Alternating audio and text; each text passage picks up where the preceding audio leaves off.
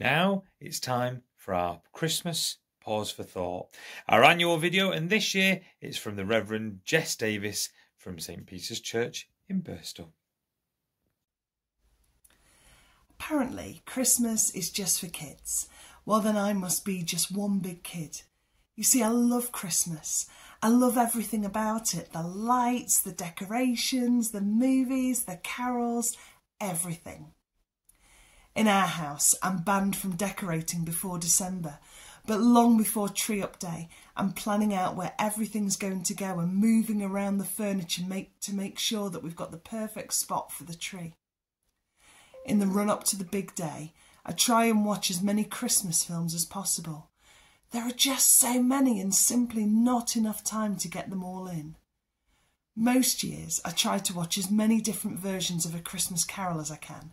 It's one of my favourite stories.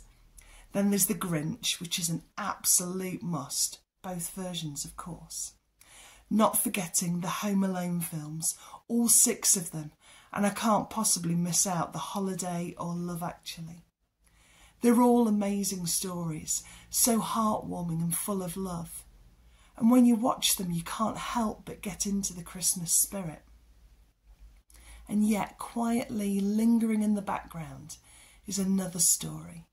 A story that's been told by generations of children dressing up in tea towels and oversized dressing gowns.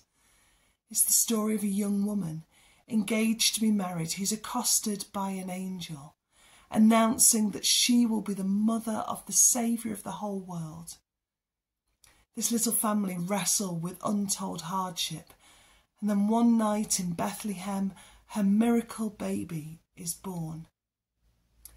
As she lays him gently in an animal feeding trough, all sorts of people are drawn to worship this baby, the one that they'd all been waiting for, who had been promised from centuries before, the one who would literally be the Saviour of the world and would be Emmanuel, God with us.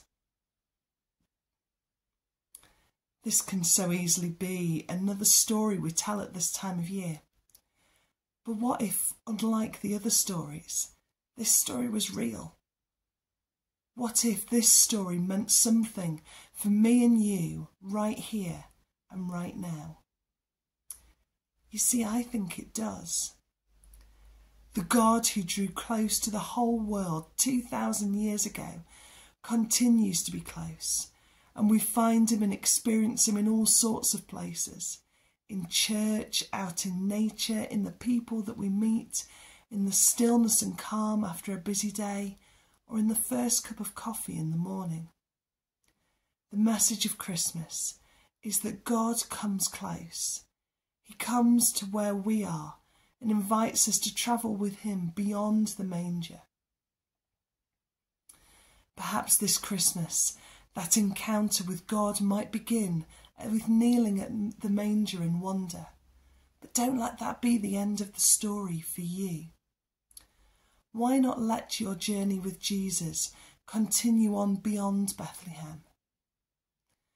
Wherever you're at in your journey, know that you never journey towards God alone. Your local church is always here to help you know him more and discover the true and living God behind the story we all know and love.